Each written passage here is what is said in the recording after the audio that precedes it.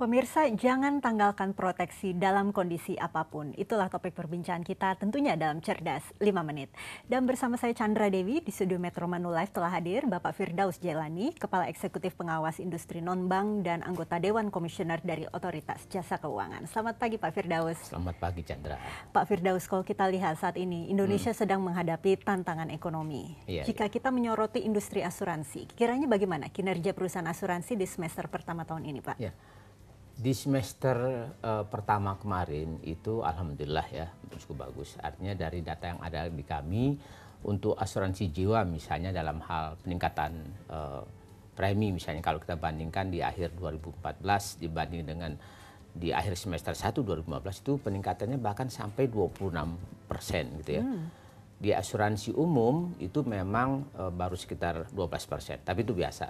Karena produk asuransi umum banyak ditutup di akhir tahun. Ya, meskipun terjadi peningkatan, namun ada juga sebagian masyarakat ini yang barangkali tengah terdesak secara ekonomi, Pak. Kiranya sebaiknya mempertimbangkan untuk melepas polisnya atau bagaimana menurut Bapak? Pertama begini, saya itu juga mengamati ya waktu krisis kita dua kali alami di 98 dan 2008 justru permintaan akan asuransi tambah meningkat. Mungkin orang makin menyadari ya bahwa dalam keadaan krisis kayaknya sepertinya bahwa proteksi itu makin diperlukan begitu ya untuk masa depan mereka, untuk anak mereka begitu. Kalau mereka yang telah memiliki polis itu sebaiknya memang keadaan begini kalau tidak terdesak sekali misalnya barangkali tidak perlu mencairkan polisnya begitu. Karena sebetulnya begini, kalaupun mereka terdesak karena mengalami PHK dan sebagainya, sebenarnya kan mereka bisa datang ke perusahaan asuransi untuk melakukan pinjaman polis. Karena memang di dalam setiap polis asuransi jiwa umumnya itu kan ada yang kita setelah dia berumur sekian tahun memiliki nilai tunai. Nah, nilai tunai itulah kita bisa lihat. Sebenarnya kita bisa kontrol itu karena memang di belakang polis atau kita bisa tanya ke perusahaan asuransi berapa nilai tunai kami. Dan itu dia bisa melakukan, tidak perlu mencairkan, dia bisa pinjam. Melakukan pinjaman polis, kemudian dengan agunannya nilai tunai yang dia milikinya. Sehingga nanti kita keadaan dia sudah mulai stabil lagi, barangkali dia udah dapat kerjaan lagi, dia bisa bayar itu pinjaman polisnya sehingga polisnya tetap berjalan. Gitu. Jadi melepas polis itu paling tidak menjadi opsi terakhir ya Pak ya? Opsi terakhir. Oke, tapi juga masyarakat barangkali juga ada yang agak sedikit takut ini Pak untuk memilih perusahaan asuransi takutnya terkena krisis. Bagaimana untuk memilih perusahaan asuransi yang kuat dapat diandalkan meskipun dalam kondisi krisis Pak? Ya, sebetulnya begini, dia bisa tanya ke OJK misalnya, tanya apakah perusahaan ini dalam keadaan diberikan sanksi atau tidak. Sepanjang tidak diberikan sanksi itu artinya perusahaan itu sehat. Tapi tentunya kan kita bisa bandingkan perusahaan itu sebesar apa sih kan gitu. Ya artinya dia bisa buka kok, karena setiap perusahaan asuransi itu wajib memiliki website.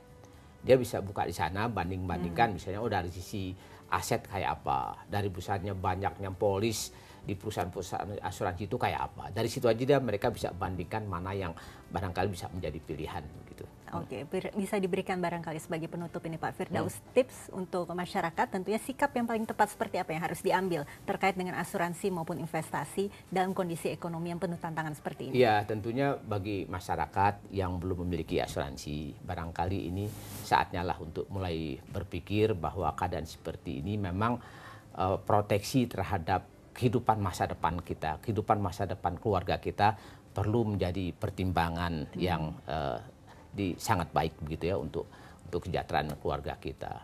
Kemudian tentunya dalam keadaan seperti gini kita pandai-pandailah memanfaatkan uang kita barangkali kalau sekedar membeli sesuatu yang tidak perlu konsumsi yang berlebihan barangkali bisa dikurangi karena kita sebabnya banyak orang menyatakan kalau sekarang harga saham lagi murah barangkali this is time to buy gitu ya. Jadi itu barangkali perlu menjadi pertimbangan tentunya juga dengan meminta pendapat dari PPLN termasuk dari para analis sebaiknya kita melakukan kalau beli saham yang mana. Oke, tapi yang pasti jangan tinggalkan proteksi dalam kondisi apapun. Dimanapun. Gitu. Terima kasih Pak Firdaus atas informasi dan kehadirannya bersama kami. Namun saya harus mengakhiri perbincangan kita kali ini pemirsa. Saya Chandra Dewi, Cerdas 5 Menit, Cerdas Finansial. Sampai jumpa. Dipersembahkan oleh